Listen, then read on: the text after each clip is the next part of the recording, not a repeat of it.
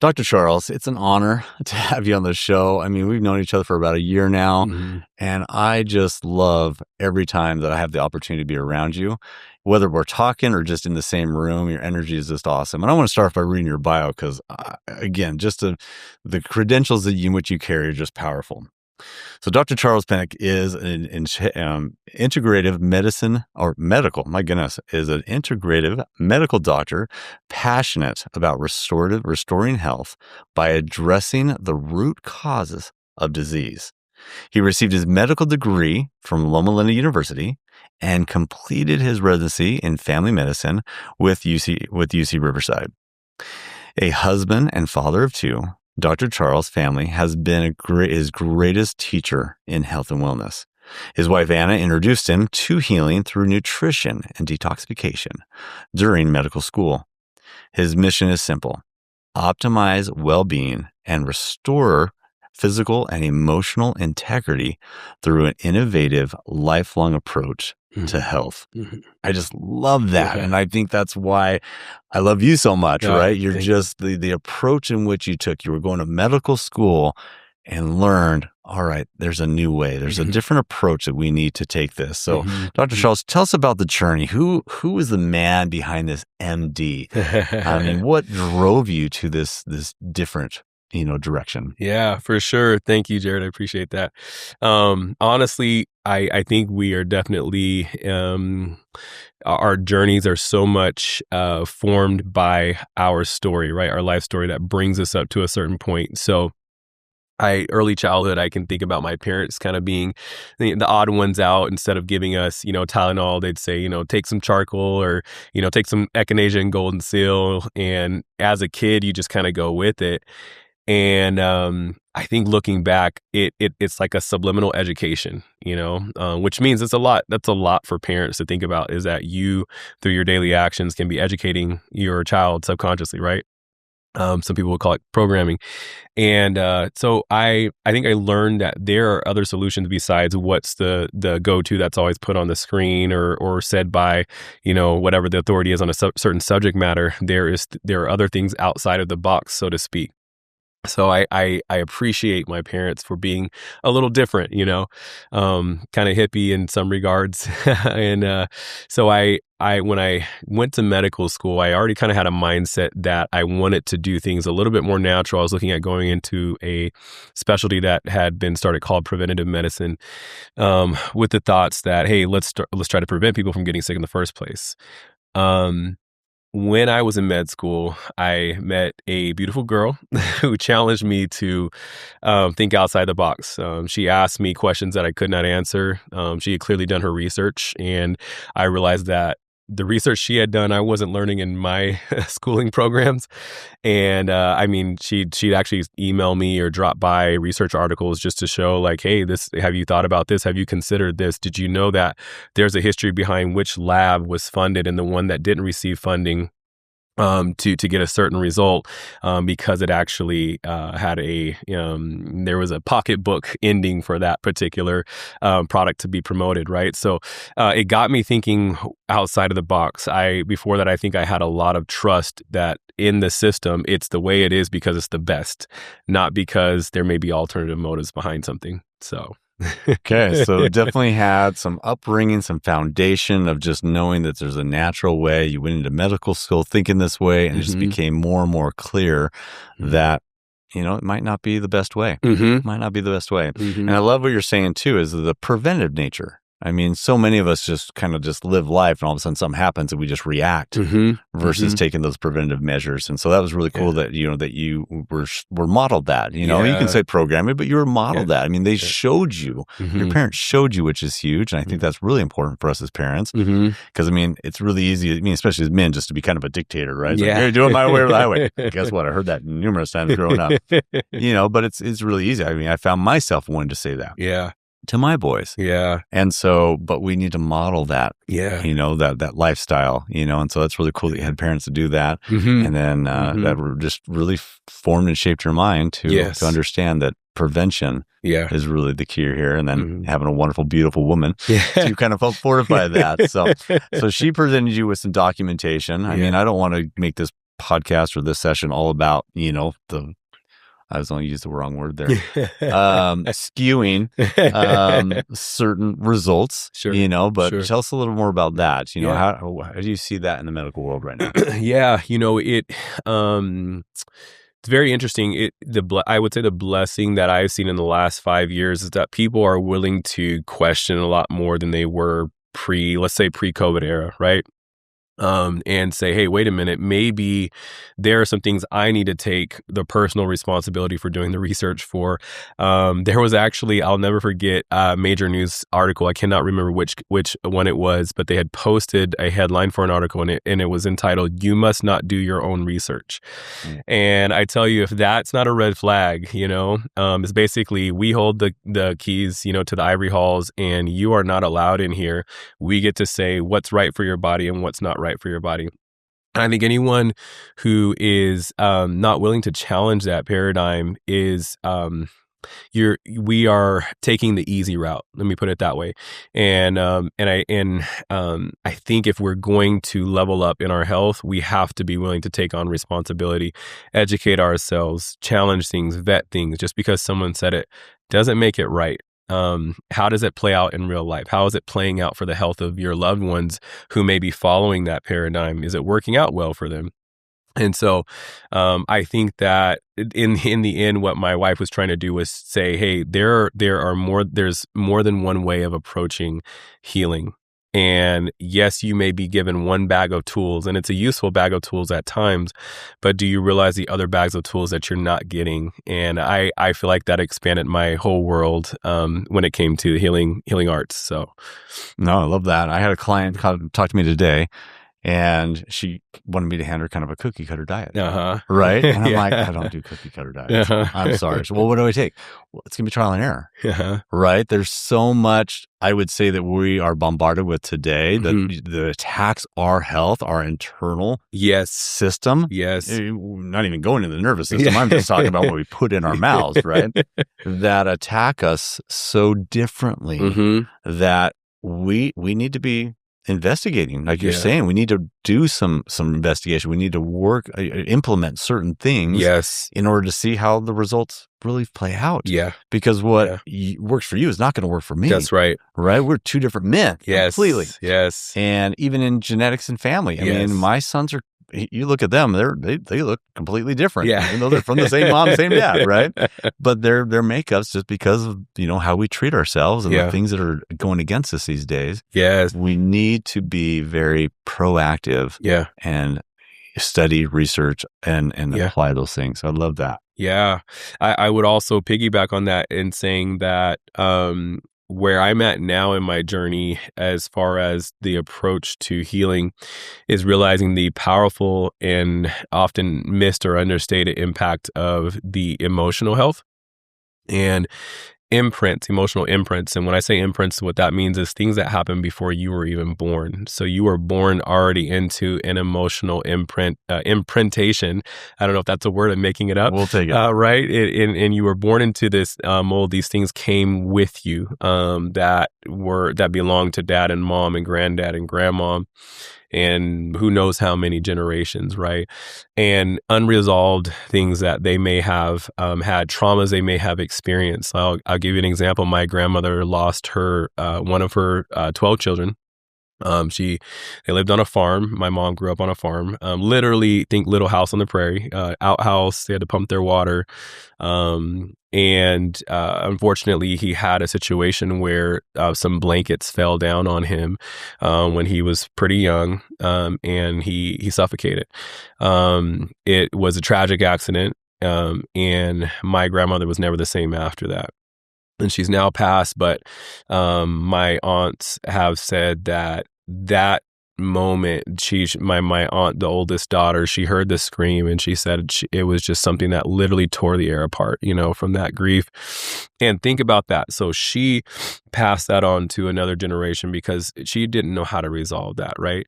That generation then passes on to another one unknowingly. We don't even know. I couldn't tell you what my great-grandmother or great-grandfather went through because I don't know their stories, right?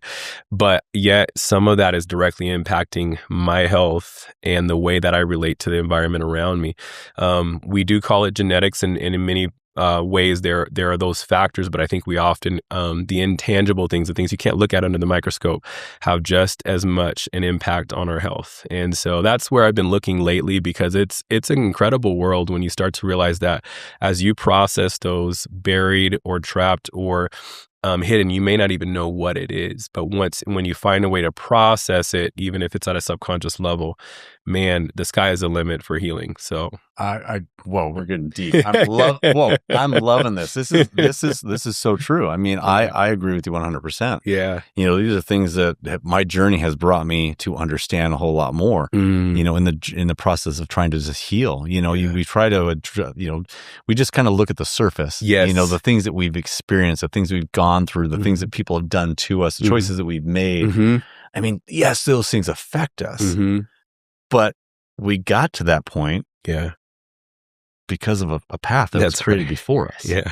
Right? Our choices that we make right now have been influenced by the generations before us. And so, I mean, they talk about generational curses. Yes. That's a real thing. Yeah. Right? These things that are passed on that aren't being taken care of, it requires men and women to step up. Yes. And do some work. And I know for myself, I mean, I'm a big advocate of therapy. Yeah. Really big advocate. I mean, you got to go find the right therapist that really is going to do the right way and help you work through the stuff.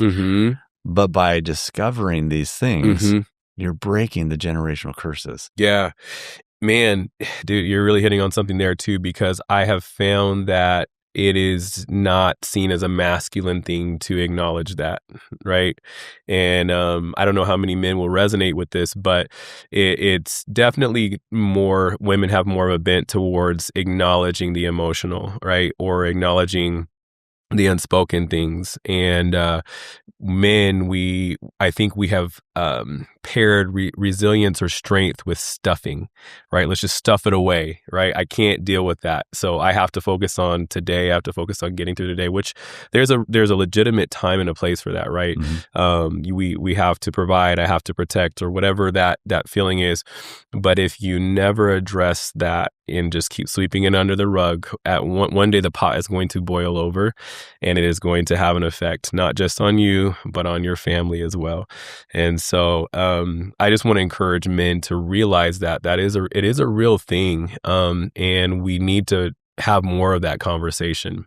We need to be, I think, being part of being brave and part of being strong, part of masculinity is actually addressing the things that are not easy to address, right? So it takes a lot of strength. It takes a lot of strength to dive in to find weakness, right? Yeah, That's what we're doing. Is we need to discover the weaknesses, right? Because if we treat our lives like a boat, and there's a little hole in the boat, there's just ignore it. Just ignore it. It's just a drip system, right? And then the pressures of the world put pressures on a boat. The storms come. That little hole turns into a crack. It can turn to a whole lot more. And so, like you're saying, that will erupt. The pot will boil. Yes. And so, it requires a masculine tapping into some feminine, which is okay.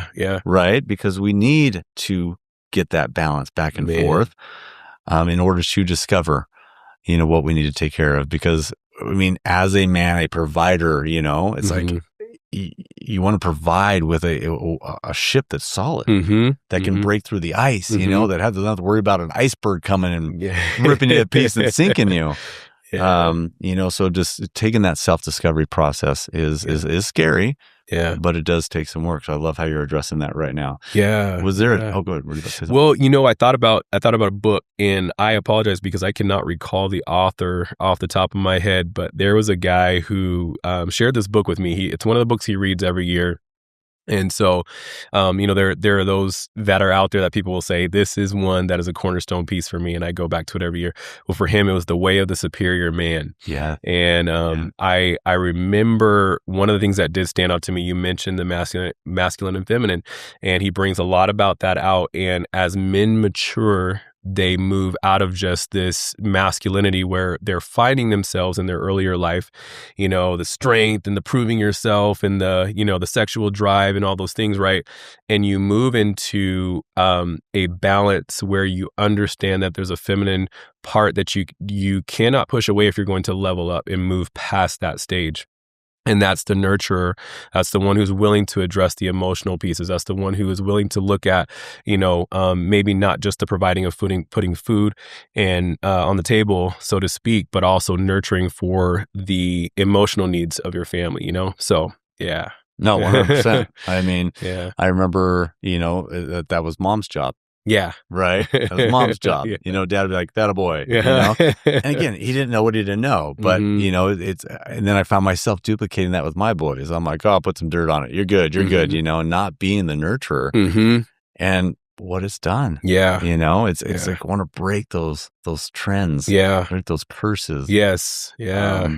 So yeah, no, it's really cool what you're saying. I'm loving that we're diving into this. No, for sure. Has this always been part, understanding this? When did this all take place? When did you start understanding this a little bit more? Man, that's a good question. So I would say a big part of my growth was a part of my breaking down period in my life. So when I was in medical school, actually, of all things, up until that point, I had done, well in school. I was actually homeschooled up through ninth grade. My mom is a teacher by trade. She decided, apparently, I was a hard-headed kid and was getting in fights when I was in kindergarten, of all things. I don't know what I was doing, pushing people off of swings or something. I don't know. Big bully. Yeah, right. And she was like, all right, we're homeschooling. And so I think back and I think about the value actually of what my mom and my dad gave me, because there was a big part of mentorship that took place, which is something I can talk a little bit more about that as an importance for us, right? It helped create us into the men that we are today, and I think we also need to pass that legacy on, right? And so thankful for my parents and the gifts they gave me. I don't take it for granted. When you're young, you don't appreciate it the same way. Right. But essentially, as I'm, growing up, I was like, okay, check the box, right? This is what it means to be. I had that rebel phase. I kind of moved out of it, maybe going into high school. All right, how do I check the box? Smile here. I do the right thing here, and perform well here, and took my AP classes and got the grades and went to college and got accepted to med school and. Yeah, and then in med school, I hit a wall. I got through first year.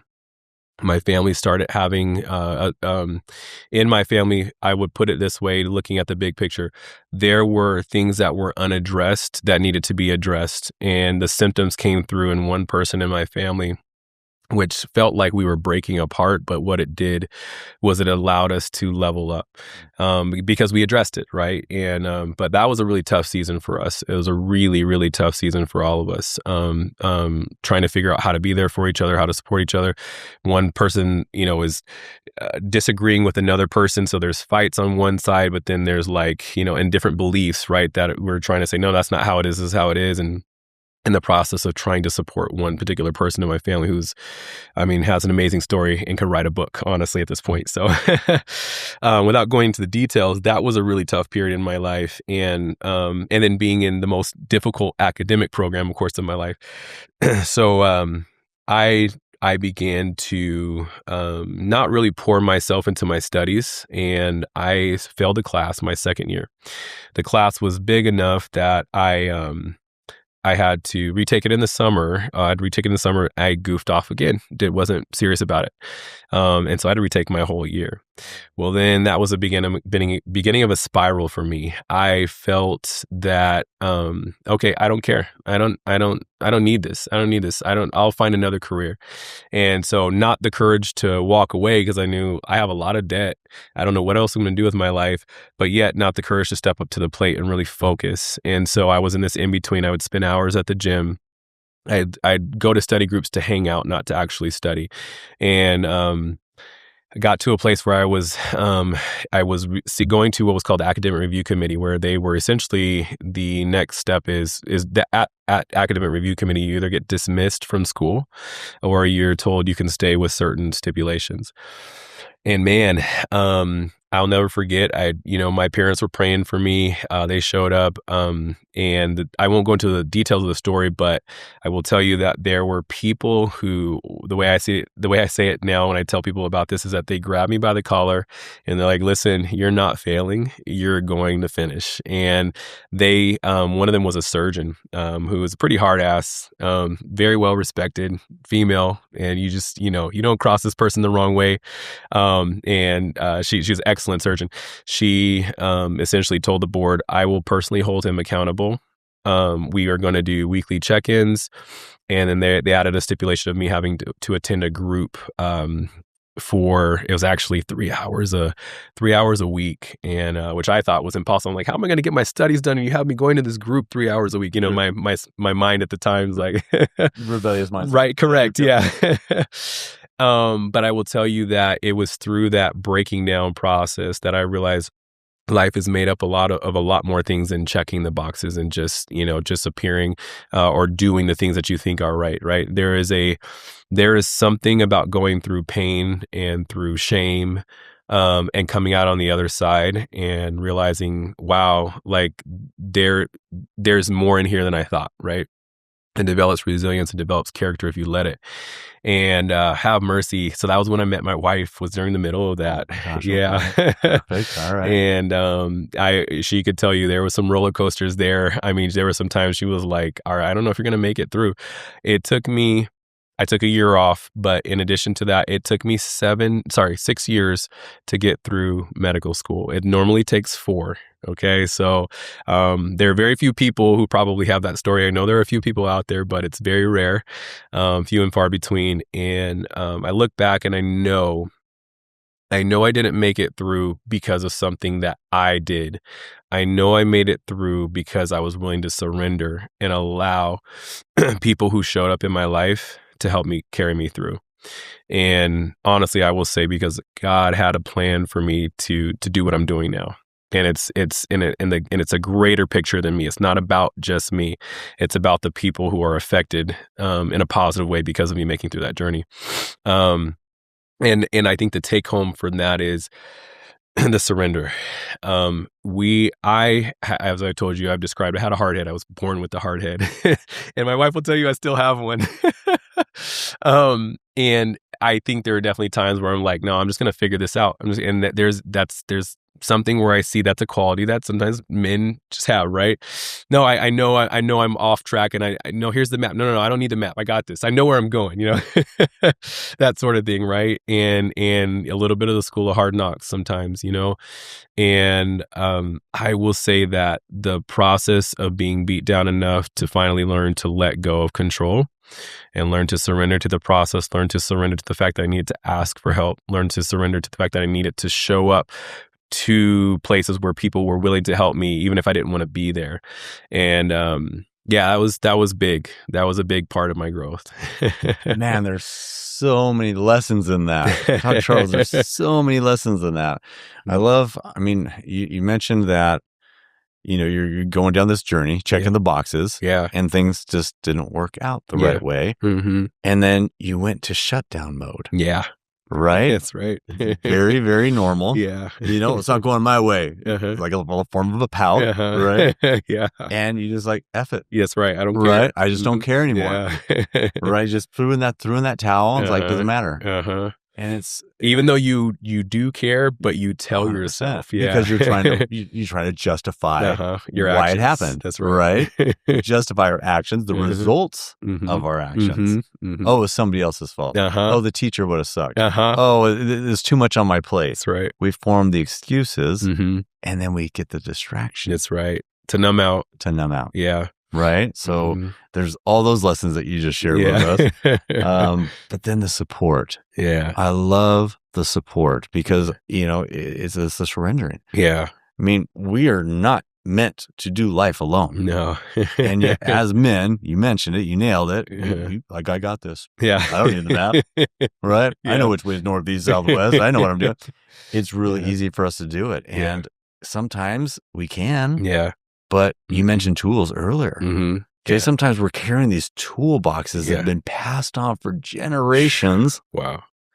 You know, we're trying to use a little toy hammer to break down a wall, right? A stone wall. Yes. That might be effective over years, but if we're carrying the same tools that have been passed on to us, you know, we're just going to keep suffering, and we're going to repeat over and over these same routines. So if we see these repetitional situations in our lives, it's probably because we don't have the right tools, or we don't have the right support group that can teach us how to get the new tools. And more than likely, the reason you're going through that experience is to equip you with those tools and that you were missing. 100%. Yeah. I mean, it's funny. Somebody brought to my attention, it's like all these like third world countries. I mean, they still have these min initiations. Wow. That they have to go through. Wow. We don't have that here. Yeah. We're just like, I'm 18. We're 18. I'm a man now. No. Right? I mean, the brain's still forming, right? You know that. It's like we're thrown into situations. We're thrown into positions. You know, as men, I mean, women too, but we're talking more men here. We're thrown into these roles. I mean, I remember when my first wife came and said she was pregnant. Yeah. I was like, oh, okay. I knew we were trying, but I'm like, oh my gosh, I got to level up. Yeah. Right. I was like, oh crap. As soon as that baby boy is born. Yes. I was like, I'm getting thrown into manhood. Yes. I'm getting thrown into fatherhood. You know, what tools do I need? You know, what resources I have? I looked around. I mean, my network wasn't great. It wasn't great. You know, it's like I had divorced. My buddies had divorced. Their dads were somewhere else, you know, divorced parents. So it's like, what role models did I have at the time? You know, so I started, my dad was fantastic for the best he did, the best he could do with the tools that he was given. But it's like, I want to level up. Yeah. And so it's like, I had to seek out mentors. Yes. I had to seek out other men my age that were doing better or were performing differently. Wow. To a level in which I wanted to achieve. Yes. And so I was like, how do I get into those circles? How do I rub shoulders with those individuals? You know, so that's awesome that you had somebody in your back pocket already. Yeah. That reached, you know, down to you to actually pull you up. Because think about in society right now, in business, in life, everything wants to suppress us. There's not a lot of people like, hey, come up here. I want to show you how my job runs so you can take it over. Right. So we live in this suppression world. I mean, we talked about the medical field. Yes. In this suppression where we as men need to be brought up. We need to level up. We need to ascend and become something more. Yes. Yes. But yet we're being pushed down in so many different levels that it's very confusing and very challenging. Would you agree? 100%. And I mean, I would say the maturity and the fact that you sought someone out because you knew you couldn't do that on your own. You know, every hero in a story has a mentor, you know. One of my I would say still in my top favorite 5 favorite movies, just because of the way the story was written, is Batman Begins. And, you know, just looking at how he handles adversity, how he handles his fears. And there's something about, so he loses his dad right as a young age. And then, you know, Mr. Pennyworth, the butler, takes over and he mentors him. You know, he sees where he's going off. He sees where he is letting anger and hate drive him, and he guides him and coaches him into a new mindset. You know, that takes a lot of wisdom. Or, I mean, we can look at, you know, Teenage Mutant Ninja Turtles. You know, you got is it Master? Oh my gosh, what's the rat's name? I'm forgetting all of a sudden. Master Splinter. Thank you, Master Splinter. Yes, yeah. Or Karate Kid, Mr. Miyagi. You know, right? The hero always has to have a mentor to develop into that role, that character. And I don't think we're any different, you know, in real life. That those are just reflections or stories depicting real life in that regards. And so I will say that, you know, for me, that's probably one of the biggest things that we can do as a man is, first of all, be willing to surrender to the fact that we need help. We need mentorship. We need someone to pour into our lives. We need words of wisdom from men that are grounded. And then we need to pass that legacy on. So it doesn't stop with us. It's got to flow through us. So, I mean, I got 2 boys, yeah. right? They're in their 20s right now. Mm-hmm. Nothing would make me more happy than my boys to say my dad's my hero. Mercy. Wow. Right? Yeah. But what am I doing to be that hero? Mm-hmm. Mm-hmm. Am I qualifying myself to be that hero? Mm-hmm. You know, it's like my choices dictate if they look up to me Wow. or if they look down on me. Wow. Because how many times like, I don't want to be like that person, Yeah. right? We Yeah. can recognize the things we don't like about them. Yeah. But are we looking up to our fathers? Are we looking up to mentors? It's like, I want that. Mm-hmm. Mm-hmm. That's the type of man I want to be. Yes. How do I become that? And ask them what they did, because they weren't born a hero. Yeah. Heroes are made. That's right. Right? Yeah. It's not an overnight success. Yeah.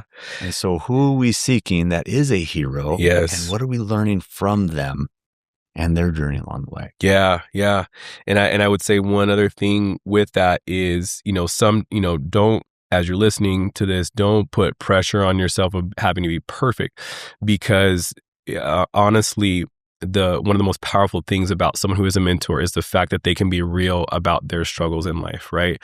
And you learn through them being real about their struggles. So for my son, I will say, and I would thank God for my dad in this too. Like my dad, he struggled with anger. He had a temper issue, but one of the things that he would come back and he'd talk about it and he'd apologize, he didn't stuff it. And that, I think, was one of the most powerful things, was that seeing through his brokenness, he was able to acknowledge it, ask for forgiveness, humble himself. And I think that was just, honestly, that could be one of the most powerful things that you do pass on, is that willingness to acknowledge that you are not perfect. You are trying your best to be the man that you want to be, that you want your son or the people in your life to experience, that you want to experience. Like, that's who you are. So step into that, right? But understand that brokenness is a part of this world, and it's more important to be genuine, right? It's more important to acknowledge the fact that you are not perfect and be humble and ask for forgiveness when you need it. That is one of the more powerful things that you can pass on. So, which in today's world is not masculine. Yeah, right. Right? It's the complete opposite. Yeah. But actually, true masculine is just that. Mm-hmm. Own your stuff. Yes, that's right. That's right. Own it. It's yes. Like I tell my boys, I'm like, look, no matter how many times dad falls, he's going to get back up. Mm-hmm. Right? Yeah. He's going to skin his knee. He might break a leg, might break an arm, might break a back. He's going to get back up. Yeah. And that's important, that our boys, our children, our family, our generations see that we were the ones that got back up. Yes. We didn't let life crush us. We didn't let life control us. We got back up. Yeah. I mean, I love Rocky movies, obviously, boxing movies, just because, the underdog, or, you get beaten down and become a conqueror, but there's going to be some punches. Yeah, it's going to hurt. Yeah, you might end up in the hospital emotionally, mentally, but take the time to heal. Take the time to heal. Yes. And show people then how you healed. Yes. Teach them how you healed. Wow. Because then you grow as they say, all boats rise together with the tide. Ride the tide. Yeah. Right. So the more vulnerable you are, the more open you are. Yeah. You're just rising other people with you. That's right. Especially your family and your peers. Yeah. You're paving that trail, creating that path. Yeah. Yep. And guess what? Wow. When they're down, they start rising. Yes. You're going to rise with them too. Yeah. It's just everybody's doing it together. But I love, again, you were taught this, at a young age. Yeah. Right. You had mentors along the process. Yeah. Not everybody's that fortunate. Yes. Not everybody's that fortunate. Yeah. And so if you're not that fortunate, if you're listening right now and you're like, who do I have? I promise you, there's somebody in your life. And if there isn't, there's books. Yeah. Yeah. Right. I mean, a lot of my mentors start off as books. Audio. I mean, Audible right now. I mean, we have mentors galore in our ears. Yeah. Phones are in our hands all day long. Let's utilize these devices to seek out mentors. Find somebody that has the lifestyle you want. Find somebody that has the knowledge that you're lacking. Yeah. and just listen. Yeah. Just listen to them. You don't have to spend thousands of dollars on a mentor or a network group or like that. It's just, it's very affordable just to go borrow a book from a library. No. I mean, I've done self-help books from a library before. Yeah. I think that's the first, let's see, what was it? Think and Grow Rich. Yeah. I actually borrowed from the library back in the day. Amazing. Right? Yeah. Now it's everywhere, but back in the day, aging ourselves here. Well, myself. You're still young, man.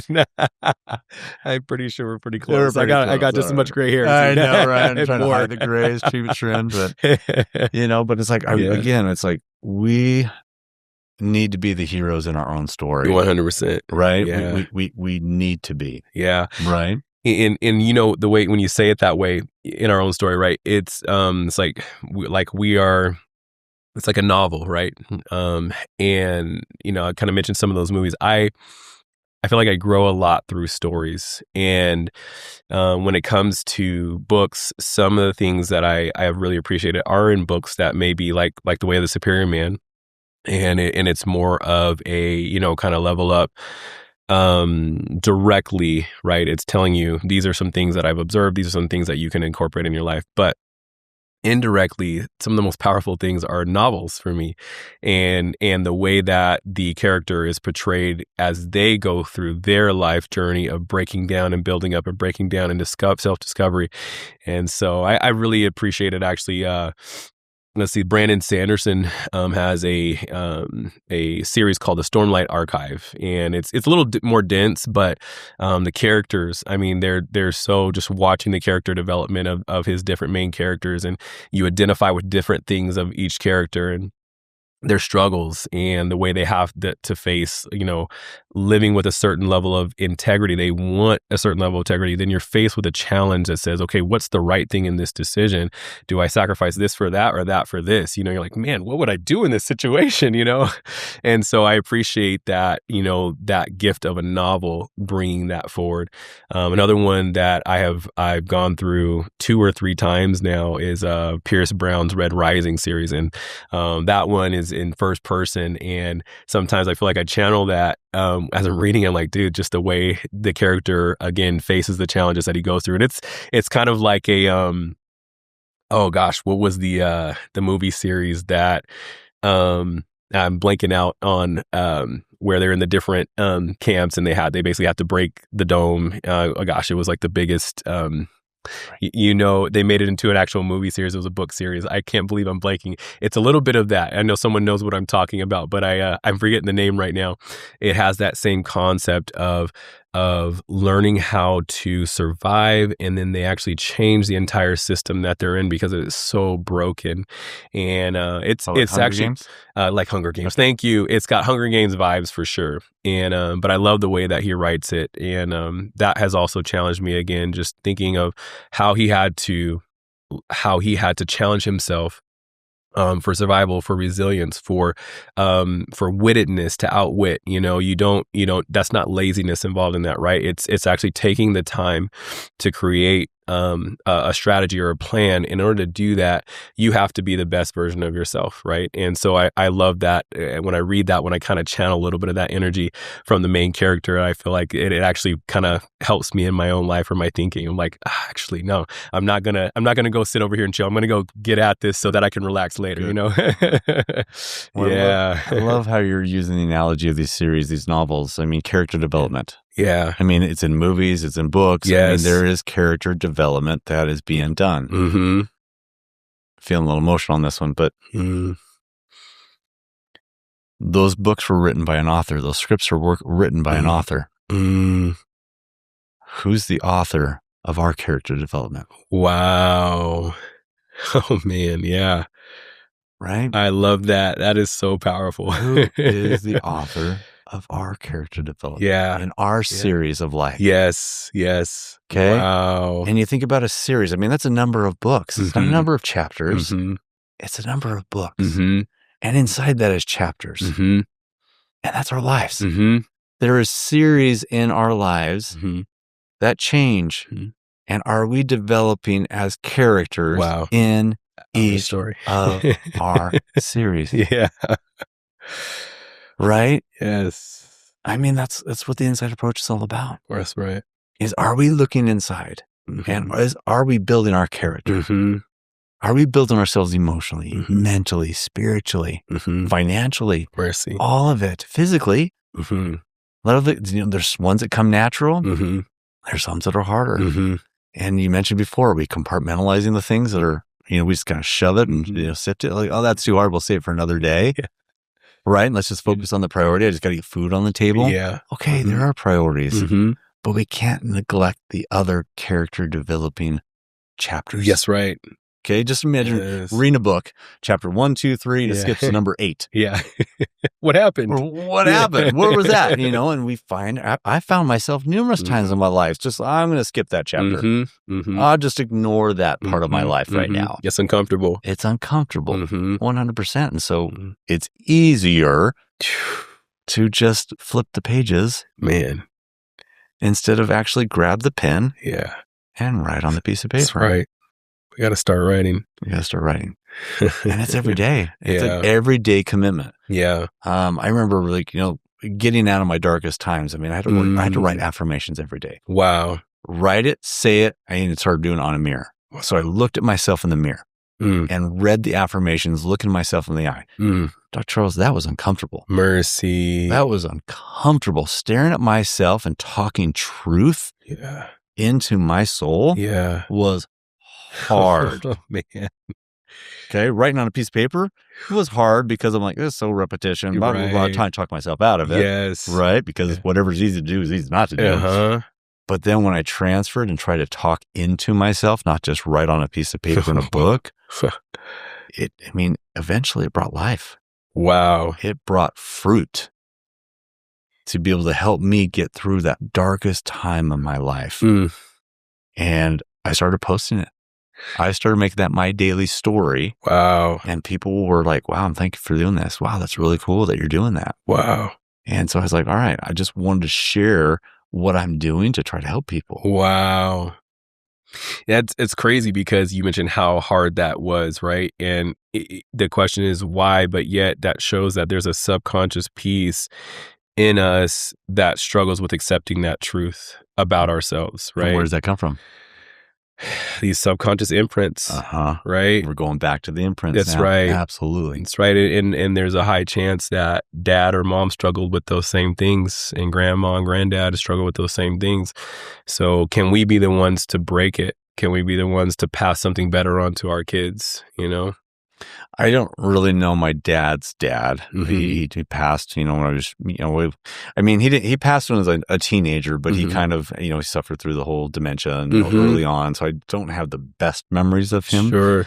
Yeah. But as far as what my father has said, is that he had a lot of anger issues. Yeah. Very angry man. Yeah. Right. And so what was he angry about? Yeah. I don't know. Well, but we have a saying, is that anger still, being passed on, whatever wasn't treated back then? I mean, my dad had some anger issues that manifested throughout my childhood. Yeah. I've had plenty of anger issues yes. throughout my life that I'm like, what is this? Yeah. Why is this creeping up? Why?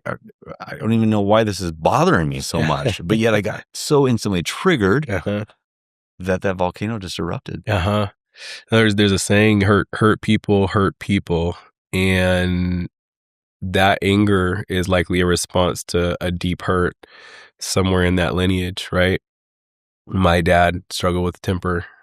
His dad struggled with a temper. My dad's dad was disowned by his father, my great-grandfather, because they had a difference in beliefs. And he said, if that's your belief, you are not allowed back in my house. And you think about these things. My grandmother, we've come to find out later in life, she stuffed it her whole life, was abused as a child. You think about this. So you have these hurt people never dealing with their ish, and then they give the gift of passing that on, right? And then we don't know why we feel the way we feel. Here I am getting kicked out of kindergarten, right? Have no clue. My mom's like, this guy is crazy. Get in fights. Right? Yeah. Kindergarten, 5 years old. What are you angry about? Right? Yeah.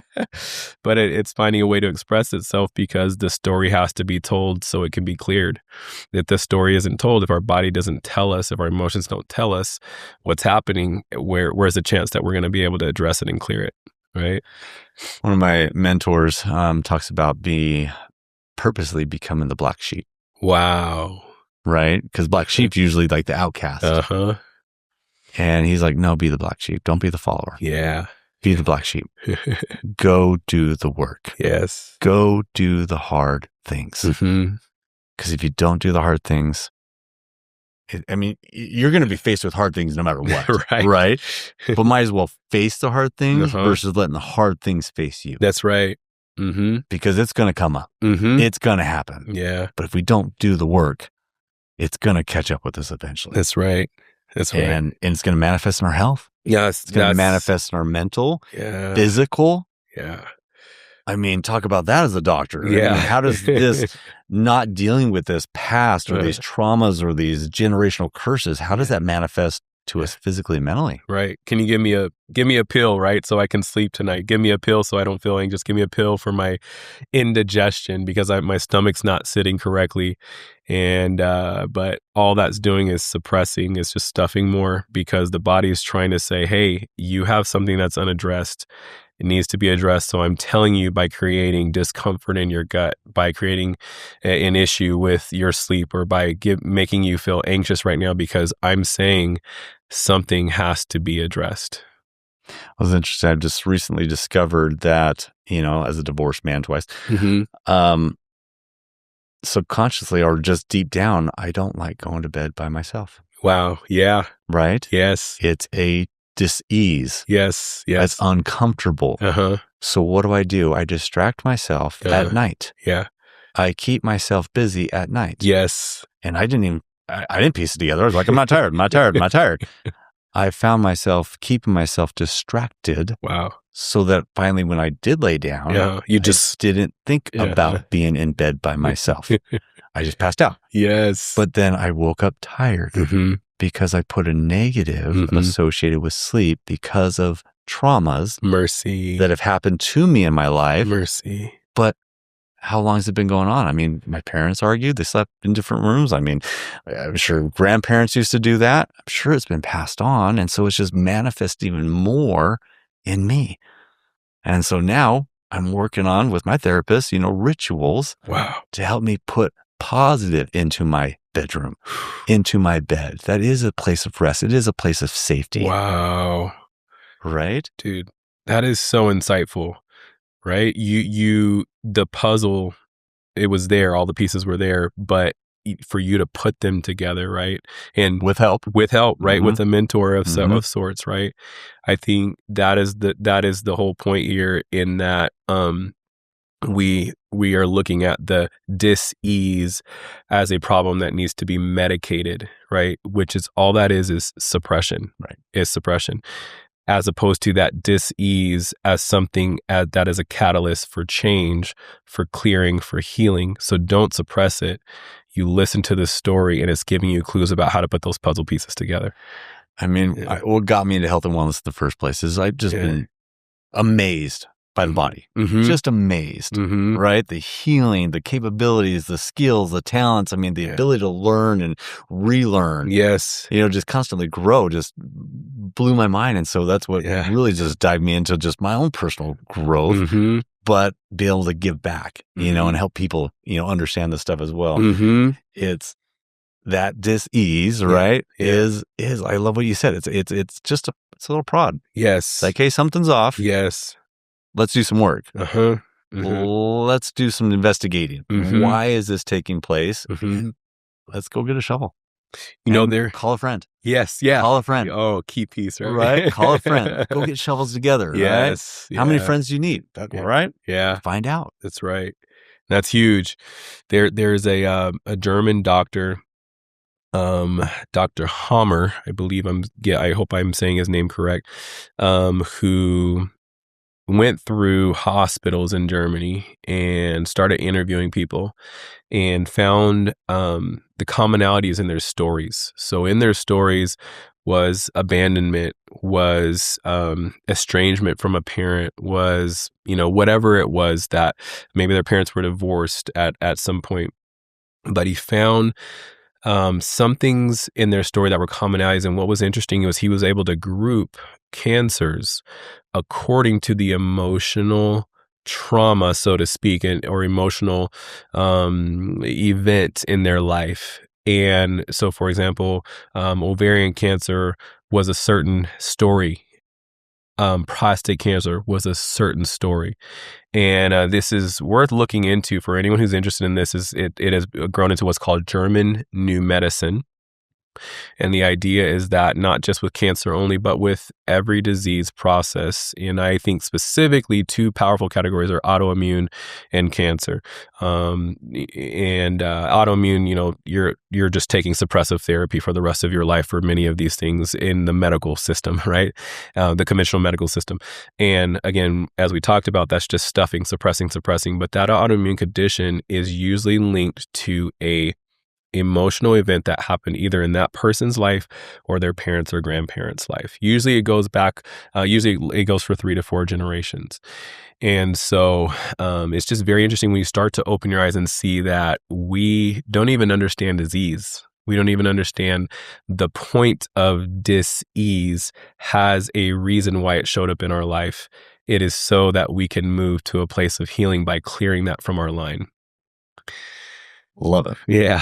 Love it. It is reminding me, I have an individual that shared something with me, so I won't say a name, but struggled with feeling of value, found himself not being able to connect and, just didn't feel like his life was worth being around for, so minimal thoughts of suicide came across his mind. Luckily never took action. And years of this went on. And somehow all of a sudden his mom was like, yeah, I was thinking about having an abortion, while I was pregnant with you. I'm glad I didn't, but it just, all of a sudden all those thoughts, those emotions, mercy, that whether he heard it being said or just that energy, that emotion was being passed on, he just didn't feel loved. Yes. Because like, oh, I'm not worth it. You're going to abort me. Programmed, such an early age. And it just stayed with him. That's right. That whole time. There's an amazing book, and I apologize that I'm not off the top of my head recalling the author, but it is called It Didn't Start With You. And if you have an interest in this whole thing, it's an amazing story. The man who wrote the book had a incurable disease with his vision, saw all the specialists. He traveled. He spent probably hundreds of thousands of dollars, I believe he says in his story, on trying to heal his condition. Flew all around the world and finally saw a person who told him it was actually a guru in the Himalayas who said he took forever, waiting list like 6 months or whatever. He gets there, guy sees him, 30 seconds, go and make peace with your mom. That's what he tells him. And he was like, he felt so angry. I flew all this way, hiked up this mountain for me to spend 30 seconds with you to tell me that. I won't spoil the story, but essentially you have to see what happens in this man's life through that, and then how he took a deep dive in research, looking at rat studies, looking at generational human historical models like Nagasaki and Hiroshima. I mean, it's impressive how on point what you just shared, that story. It is so on point. And we don't look at that. We're not taught to look at that in our conventional medicine model, because our conventional medicine model in general, as far as chronic disease, is so much about suppression. Yeah. Man, let's go on forever on this stuff. It's so good. But it's so, I mean, it's becoming more norm. Yes. And that's the cool part. It's just like these words that I used to hear. I mean, when I first started learning about these, I'm like, woo woo. Yeah, right. Right. All right. Someone's out to lunch. I'm like, all right, just take a pill for it. It just was easy. Like a chill pill, right? That's right. That expression, right? Yeah. And so, but the more I've done it, the more real it's become and the more free I've become.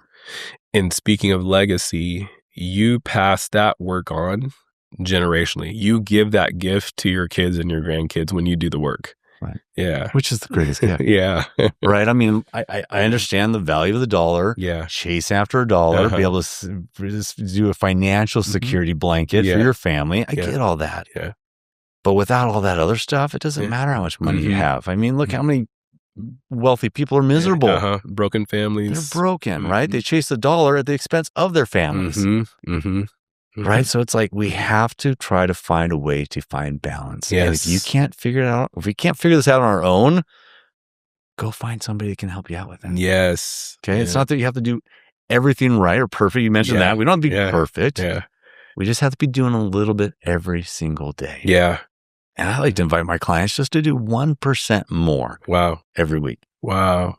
A week. Some people say do it for a day. I'm like, just try once a week. You're right. And as you do it 1% a week, you're like, all right, that was pretty easy. Yeah. It's going to be like, all right, 2% every week, 3% a week.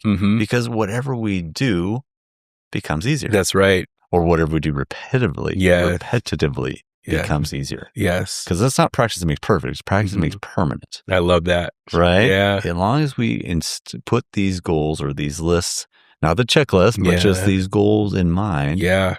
That's progress. Yes. Yeah. It becomes habitual. And these are habits that are constructive, that are building for but constructive, but for ourselves, but at the same time, seek mentors to keep us on track too. Right? I'm always, I mean, I hired a podcast mentor. Yeah. To be able to fine tune this stuff because I didn't know what I didn't know. Yeah. Right. So all of a sudden they're bringing these things in. So what I do, I had a bookshelf over here, because they're inviting me to challenge myself to level up. Yeah. And so I'm going through a phase right now and I'm like, all right, I need to level up somewhere else in business. I need to level up in business right now. Yes. And so that's scary. Yeah. I'm really scared right now. But at the same time, I feel it. Yes. I feel it inside. It's time. Yes. So I don't know what it is, but I know that as men, we feel that. Yeah. It's there. It's innate inside of us that we need to be leveling up. Yes. Because as men, I love to say that we are either creating or we're destroying. That's it. The energy's got to go somewhere. It's got to go somewhere. Yeah. There's no in between. Yeah. We either create, build, or we destroy and hurt. Yeah. Yeah. And so which side of the fence do we want to be on as men? Yeah. 100%. Man, Love powerful. Love all that stuff. I mean, I'm not even looking at the notes here. This is so good. So I think we covered quite a bit of that because I love just being raw and real. I mean, the Insight approach is what it's all about. It's just men having these type of conversations. Yeah. And what I really love is I struggled having good, solid brothers. I had not brothers by blood, but brotherhood. Yes. Just because I wanted to talk like this. Yeah. And there's not a lot of men that want to talk like this. Yeah. And so finding men, finding a brotherhood, finding a group of men, go find a men's group. Yeah. Not just one that just maybe not like a Bible group all the time. I mean, it's good for you, but just go find a men's group. That challenge you to grow. But gives you an opportunity to talk. Yes. Man to man. 100%. Really step into your true masculine. Yeah. With these other men. Yeah. And that's just powerful and what that's been created. I mean, now it's like, I can't wait for my men's group because it's just, we're building a friendship brotherhood. Yes. That I've lacked for so many years. And because I've been trying to do it all by myself. Yeah. I was always trying, I got this, guys. I got this. Hey, do you need help? Nah, I got this. I still hey, do you need help lifting that? I'm like, no, I work out. I can lift that. But at the same time, why not? Yeah. Let somebody just help me come lift that. Man, that just triggered another thought in my head. I would say if I have a hero, I would say it's Jesus, and it's not cliche in the sense that I'm just repeating what I've heard. I would say my relationship's a little maybe different in some regards. Definitely, I don't fit into the box of conventional Christianity, but I think through life experience, which is another long story, I've just seen that translated to reality in my life, And what I read is words, there's something that stirs you inside. But I think of, him as a hero role in my life when he was at his weakest point in the Garden of Gethsemane. He was leaning on his brothers, in that regards, right? He's like, dude, can you guys not stick with me for an hour, man. I need the prayer. I need someone to lift me up, and, greatest hero in my eyes. And he needed people around him. Yeah. Yeah. So we aren't meant to do this stuff alone. No. Yeah. He was praying. Yeah. He showed us the way to not do life by ourselves. That's right. Not how to do life, but not how to do life by ourselves. He called 12. Yeah, 12 people. 12 brothers. Yeah. Right? He needed 12 men to help him accomplish his mission, his purpose, to hold him, build him, protect him. Yeah. Yeah. Right? Yes. I mean, think about, do we have 12 men in our lives? Yeah. Mercy. Wow. Yeah. Right. Do we have one or two? Right. Right. It's like I'm learning, three's a really good number. Yeah. You got your ride or die, your confidant, and your truth teller. Yeah. Oh, I like that. Right. So that's what I'm aiming for, is to fill those 3 roles, because you need your truth teller. You need somebody to hold you accountable. Like, dude, you shouldn't be looking at that. Yes. Bro, yes. come on. Yeah. You're a married man, dude. Shouldn't be acting like that. Yes. Bro. Yeah. We don't eat food like that. Yeah. Whatever it is, it's a truth teller. Yeah. But you also need your guy that's going to lend an ear. Wow. Hey, bro, I just need to talk. Can I just vent? Absolutely, dude. Oh, bro, that sucks. I'm here for you. What do you need? Yeah. Maybe not to tell you what to do, right? That's my brother. Okay. My whole life. I always knew, I couldn't talk to my parents because they're going to, preach to me, talk to my brother. He would never judge. He'd just listen, support, and that's actually what he does for a living. Oh, actually. Perfect. Yeah. He was so good at it. Yeah. Well, that's, I mean, we do. I mean, and as men, we talked about this a lot on the podcast. We just want to go to fix mode. Yeah. Oh, well, you got a problem. Let's fix it. Sometimes we just need to be heard. Yeah. Let's just vent. Yeah. We're smart enough to process, what we need to do. Yeah. And talking about it is always the best way to do it. But if we can talk about it with another man and then maybe ask for help or whatnot, just talk about it. Put the pieces of the puzzle. Yeah. But our ride or dies, those are always the fun guys too. So you need a ride or die. Yeah, it's someone you go paint the town red with. Exactly. Hey, brother, I need you at 2 o'clock. All right. Do I need to bring a pick or a shovel? Which one do I need to bring, right? Right. Well, I love all the books that you've recommended. So we'll definitely try to look those up to make sure we get, the titles and also the authors. We'll put that in the notes and stuff like that, just so everybody has those references. Because one of the reasons we have the podcast is we want to challenge men to read. Yes. We want to challenge men to seek wisdom, which then, because there's a difference between listening to a book and reading a book. Would you agree with that? Oh, yeah. Right? The visual stimulation helps you learn on a higher level than just what audible, because sound is all around us. We're bombarded with sound and distractions all day long. Yeah. But if we can sit and open a book, yeah, whether it be the Bible or just any type of good reference that's going to motivate you to the next level. Yes. Yeah. I remember growing up and playing Nintendo, and they used to have these little cheat magazines. Do you remember these cheat magazines? Like code magazines. And you could buy online or you borrow, they get passed around from friends and friends. But it was still a manual to help teach you how to get to the next level.